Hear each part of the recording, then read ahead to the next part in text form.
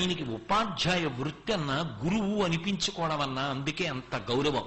ఆయన మైసూరు విశ్వవిద్యాలయంలో తత్వశాస్త్రానికి ఆచార్యుడిగా ఉండి తర్వాత కలకత్తా విశ్వవిద్యాలయానికి ఆయన్ని ఆహ్వానం చేస్తే అంతకన్నా ఉన్నతమైన పదవిలో కలకత్తా వెళ్ళిపోవడానికి సిద్ధపడ్డారు.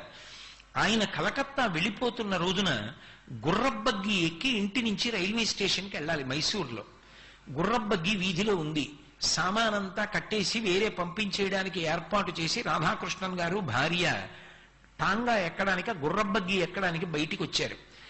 ఆయన దగ్గర చదువుకున్నటువంటి విద్యార్థులు కొన్ని వందల మంది వచ్చి వీధిలో నిలబడి మాకింతగా గొప్పగా పాఠాలు చెప్పి మీ ఊపిరిని మా కోసం వెచ్చించినటువంటి మా గురువు గుర్రబండిలో వెళ్ళడమా? కాదు, మేము మిమ్మల్ని తీసుకెడతామని చెప్పి గుర్రాలు తీసేసి విద్యార్థులు ఆ బండిని లాగి మైసూరు స్టేషన్కి తీసుకెళ్లారు.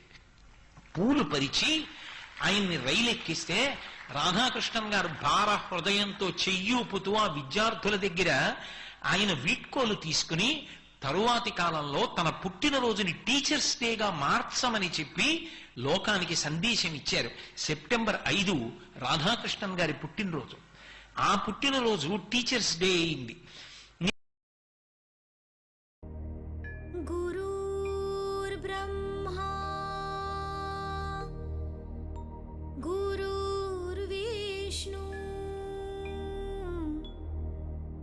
గురుర్దేవో మహేశ్వరా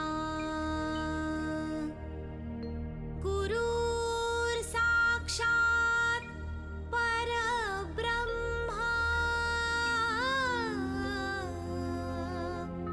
తస్మై శ్రీ గురువే నమః. తస్మై శ్రీ గురువే నమః. తస్మై శ్రీ గురు